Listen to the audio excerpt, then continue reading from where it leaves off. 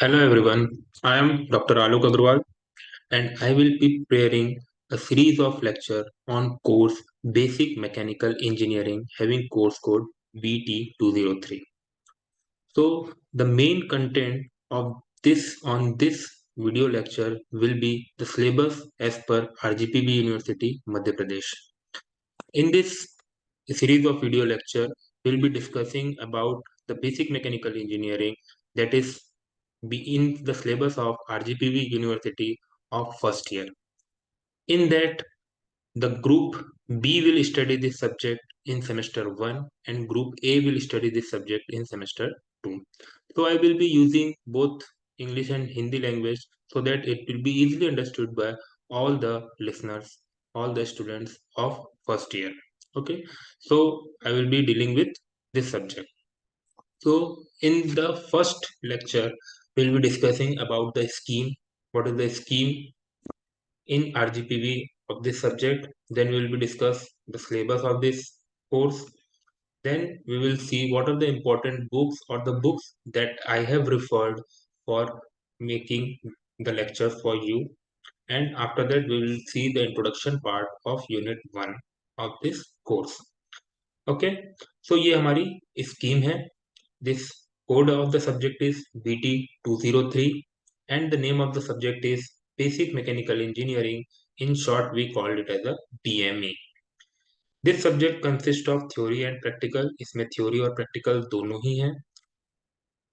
जिसमें 100 marks theory को weightage है और 50 मार्क्स प्रैक्टिकल को वेटेज है. Again, जो theory है, it is divided into three parts. First part is of 70 marks, which will be on the end sem. Means after the completion of the syllabus, university will take exam and of 70 marks, and this 70 marks belong to that exam. Here is 20 marks, which is of midterm exam, which is be taken by the institute.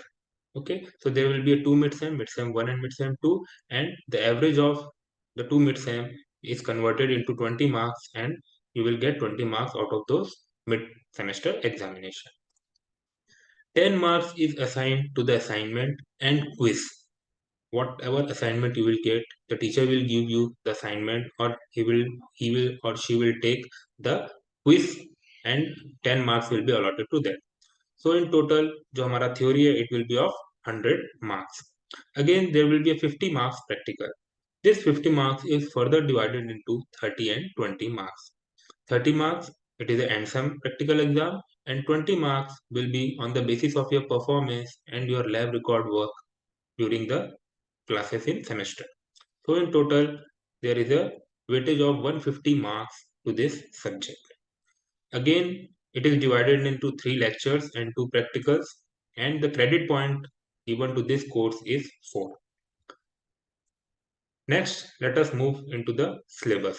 Okay, so there will be a 5 units in this course. इसमें 5 unit है. Unit 1 belongs to the materials.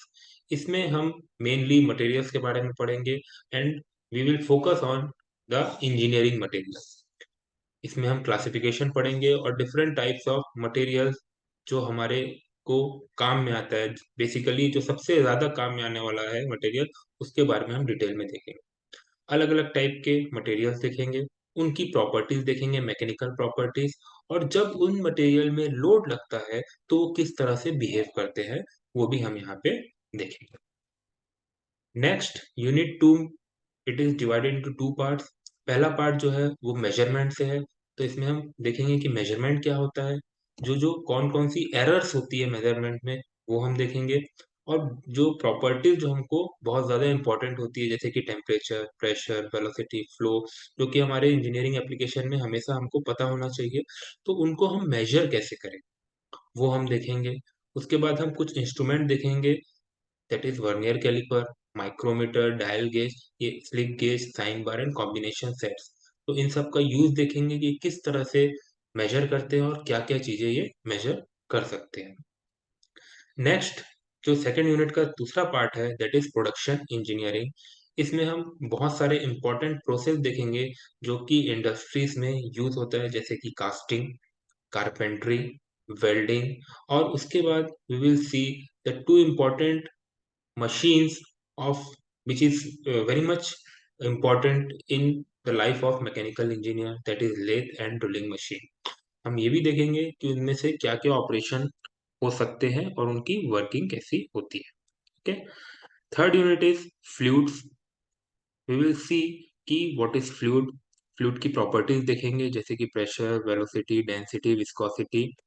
हम types of fluid देखेंगे. Fluid जिस law पे work करता है, that is Newton's law of viscosity, वो देखेंगे. पास्कल लॉ देखेंगे, वेरी फेमस बर्नौलीज इक्वेशन हम देखेंगे. ओके. फिर उसके बाद हम कुछ हाइड्रोलिक मशीन्स के बारे में पढ़ेंगे इस यूनिट में, जैसे कि turbine, pump, centrifugal pump and reciprocating pump both. Okay. Then we will come to the unit 4, and this unit 4 is further divided into two parts. पहला पार्ट है थर्मोडायनेमिक्स, जिसमें हम थर्मोडायनेमिक सिस्टम क्या होता है देखेंगे, इसकी प्रॉपर्टीज क्या होती है, जितने भी लॉज हैं थर्मोडायनेमिक्स से रिलेटेड वो लॉज देखेंगे और प्रोसेस देखेंगे. उसके बाद हम वर्क, थर्मोडायनेमिक प्रोसेस में वर्क क्या होता है, हीट क्या होती है, एंथैल्पी, एंट्रोपी, ऐसी बहुत सारी प्रॉपर्टीज हम देखने वाले हैं थर्मोडायनेमिक्स में. Then we will move to steam engineering. Steam is when water is heated above 100 degree centigrade, it will be converted into steam. तो जब स्टीम बनता है तो स्टीम बनती कैसे है, दैट इज वेरी इंपॉर्टेंट, क्योंकि हमने देखा है स्टीम पावर प्लांट हमने बहुत सुना है, लेकिन वो स्टीम पावर प्लांट से पावर प्रोड्यूस करने के लिए स्टीम को बनाया कैसे जाता है, दैट इज वेरी इंपॉर्टेंट. तो स्टीम बनती है बॉयलर में. तो हम देखेंगे कि बॉयलर क्या होता है. उसके बाद हम क्लासिफिकेशन ऑफ बॉयलर देखेंगे, बॉयलर माउंटिंग एसेसरीज देखेंगे. हम देखेंगे चिमनीज क्या होती है, नेचुरल आर्टिफिशियल रॉड क्या होता है. हम स्टीम की प्रॉपर्टीज को डिटेल में स्टडी करेंगे with the help of steam table. Last unit है हमारा रेसिप्रोकेटिंग मशीन, जिसमें हम देखेंगे working principle of steam engine, auto, diesel and dual cycle देखेंगे, जिसमें हमारा internal combustion engine mainly work करता है. इसके डायग्राम्स देखेंगे, जब वो एक साइक्लिक प्रोसेस में वर्क करता है तो किस तरह से बिहेव करता है. जो हमारा ऑटोमोबाइल है वो स्पार्क इग्निशन इंजन में वर्क करता है, कंप्रेशन इग्निशन इंजन में वर्क करता है, उसको हम डिटेल में देखेंगे, जिसको हम पेट्रोल और डीजल इंजन भी बोलते हैं. कुछ इंजन टू स्ट्रोक में वर्क करते हैं, कुछ इंजन फोर स्ट्रोक में वर्क करते हैं, उसकी भी हम डिटेलिंग करेंगे. और आखिरी में हम कंप्रेसर का वर्किंग प्रिंसिपल देखेंगे. तो यहाँ पे हम जितनी भी मशीन देखेंगे वो हम ध्यान रखेंगे कि that we are dealing with reciprocating machines only. तो ये 5 यूनिट का सिलेबस है जो हमको कंप्लीट करना है. नेक्स्ट, इसमें इंपॉर्टेंट बुक्स कौन सी है. जो इंपॉर्टेंट बुक्स है वो है basic mechanical engineering by CM Agarwal, Wiley publication. उसके बाद इसमें हमको पांचों यूनिट के बारे में इंफॉर्मेशन मिल जाएगी. लेकिन if you want to go deep into the topic, then we have to go for specific book for specific topic. जैसे कि इंस्ट्रूमेंटेशन एंड मेजरमेंट के लिए हमको नागरायण चौधरी की बुक रेफर करना पड़ेगा by Tata McGraw Hill. Fluid mechanics and machinery के लिए हमें कोठा डरमन एंड रुद्रमूर्ति की बुक लेना पड़ेगा. थर्मोडायनेमिक्स मैंने पीके नाग की बुक से लिया है. इंटरनल कंबशन इंजन के लिए बेस्ट बुक वी गणेशन बोल सकते हैं. तो ये सब बुक्स से मिला जुला के जो मैंने नोट्स बनाए हैं, I will be discussing those notes with you. So this is about the introduction part of the subject, that is basic mechanical engineering having code BT 203. Now let us go to our unit 1, that is our materials. तो materials के introduction में सबसे पहले हम देखते हैं what is material. Material एक ऐसा सब्सटेंस होता है जिससे हम कुछ चीज बना या कंस्ट्रक्ट कर सकते हैं. ओके. अब हमको इन जनरल मटेरियल्स के बारे में नहीं पढ़ना है, हमको मेनली जो पढ़ना है वो इंजीनियरिंग मटेरियल्स के बारे में पढ़ना है. तो इंजीनियरिंग मटेरियल्स क्या होता है. These are the materials which are mainly useful to the engineers for their profession. उनके काम में आने वाला, इंजीनियर्स के काम में आने वाले मटेरियल को हम इंजीनियरिंग मटेरियल्स बोलते हैं.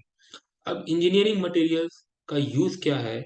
ये मटेरियल से हम कुछ चीजें बनाते हैं, कुछ यूजफुल आइटम बनाते हैं, that will be beneficial for the society, जो सोसाइटी के किसी न किसी तरह से सही डायरेक्शन में काम में आए, that are called engineering material. अब जो भी प्योर फॉर्म में हमको मटेरियल मिलते हैं, नेचुरली जो मटेरियल मिलते हैं, वो प्योर फॉर्म में हम उसको यूज नहीं कर सकते, और वो प्योर फॉर्म में मिलते नहीं है. वो हमेशा किस में मिलते हैं, वो हमेशा अपने ओर्स के फॉर्म में मिलते हैं. ओके. तो ओर्स के फॉर्म में मिलते हैं तो हम उनको यूज नहीं कर सकते। तो हमको क्या करना पड़ता है, उसमें कुछ प्रोसेस करना पड़ता है और उसको हमको उस ओर से उस मटेरियल को निकालना पड़ता है। ठीक। Important component of the material science, तो उसके लिए हमको मटेरियल साइंस पढ़ना पड़ता है। और इस सब्जेक्ट में component of subject material science are types, structure, property, processing and performance of the material. ये सब चीजें मटेरियल साइंस में आती है। तो हमको ये सब चीजों में थोड़ा थोड़ा हम डिस्कस करेंगे इस यूनिट में। फिर ये क्वेश्चन आता है कि वाई टू स्टडी मटेरियल्स, हमको मटेरियल्स पढ़ने की जरूरत क्यों? क्योंकि मटेरियल बहुत ही इम्पोर्टेंट टॉपिक होता है किसी भी इंजीनियर के लिए। क्योंकि जो भी इंजीनियर है कहीं पे भी जाके वो वर्क करेगा, भले ही वो इंडस्ट्री में वर्क करेगा, सिस्टम के सामने बैठ के वर्क करेगा, फील्ड में वर्क करेगा, always that person will be surrounded by material. और कहीं ना कहीं उसको मटेरियल्स को अप्लाई करना पड़ेगा कोई भी चीज को बनाने के लिए, to manufacture, to prepare anything. तो मटेरियल्स का नॉलेज होना बहुत जरूरी है। क्यों जरूरी है? To select a proper material for a given component. If you are making some component, we should know which type of material is beneficial to make that component. अगर हमको पता रहेगा कि कौन सा मटेरियल सही है उस कंपोनेंट को बनाने के लिए, तो हम सही मटेरियल सेलेक्ट कर पाएंगे और उससे मैक्सिमम बेनिफिट ले पाएंगे। नेक्स्ट, हमको एक ऐसा मटेरियल भी चाहिए जो कॉस्ट इफेक्टिव हो। अगर हमको मटेरियल के बारे में नॉलेज नहीं होगा तो हम ऐसा मटेरियल यूज करेंगे जो अच्छा तो बहुत है, but it is costly as well. तो अगर हमको मटेरियल का नॉलेज रहेगा तो हम ये देख सकते हैं कि हमारा काम निकले, हमारा काम हो जाए कम सस्ते से सस्ते मटेरियल में, तो हम एक कॉस्ट इफेक्टिव मटेरियल यूज कर पाएंगे। Again, to select better material with respect to performance. अब देखिए, हर एक मटेरियल का अलग अलग परफॉर्मेंस होता है। अब कई एप्लीकेशन ऐसे होते हैं जहाँ पे हमको बहुत ज्यादा स्ट्रेंथ की जरूरत नहीं है, तो हम बहुत ज्यादा स्ट्रेंथ वाला मटेरियल वहाँ पे यूज क्यों करेंगे? क्योंकि स्ट्रेंथ अगर ज्यादा होगी तो कहीं ना कहीं उसकी कॉस्टिंग भी ज्यादा होगी। तो हमको ऑप्टिमाइज करना पड़ेगा कि जिस मटेरियल को हम जिस एप्लीकेशन के लिए यूज कर रहे हैं वो उस एप्लीकेशन को फुलफिल कर दे बस। ठीक है। तो यहाँ पे हमको एक बेटर मटेरियल यूज करने का पता लगेगा अगर हमको मटेरियल की नॉलेज होगी with respect to the performance, उसकी परफॉर्मेंस कैसी है उस गिवन एप्लीकेशन के लिए। एक बहुत इंपॉर्टेंट है कि हमको ये पता होना चाहिए कि उस मटेरियल की लिमिट क्या है। हम उस मटेरियल को इससे ज्यादा जगह पे, उससे ज्यादा रिगरस जगह में हम यूज नहीं कर सकते। तो हमको, जब हम मटेरियल पढ़ते हैं तो हमको उसकी लिमिट भी पता लगती है, तब हमको पता लगता है कि नहीं, ये मटेरियल हम यहाँ यूज नहीं कर सकते, जो एप्लीकेशन है वो इस मटेरियल की लिमिट के बाहर का है। तो फिर हमको क्या करना है, हमको अपने मटेरियल को अपग्रेड करना है। नेक्स्ट, अगर हम मटेरियल को अच्छे से समझते हैं, मटेरियल के बारे में समझते हैं, तो हम मटेरियल की प्रॉपर्टी भी चेंज कर सकते हैं। वो हम आगे चल के यूनिट में देखेंगे कि किस तरह से हम मटेरियल की प्रॉपर्टी भी चेंज कर सकते हैं। अगेन, सबसे इंपॉर्टेंट चीज है कि जो भी चीज हम बना रहे हैं, that will be beneficial for the society. और सोसाइटी के लिए सबसे बेनिफिशियल चीज क्या है कि हम कुछ एक ऐसा मटेरियल बनाएं कि जो इको फ्रेंडली हो, जो हमारे वातावरण को खराब ना करे, और उस मटेरियल की जो प्रॉपर्टीज है वो ऐसी हो जिसको हम प्रैक्टिकली यूज कर सकें। सो knowledge of material will give us insight to able to create new eco-friendly material with desirable properties। तो इस कारण से, इन सभी कारणों के कारण हमें मटेरियल को पढ़ना जरूरी है, भले ही हम मैकेनिकल इंजीनियर हो, सिविल इंजीनियर हो, कंप्यूटर साइंस इंजीनियर हो, या कोई भी इलेक्ट्रिकल इलेक्ट्रॉनिक्स कोई भी इंजीनियर।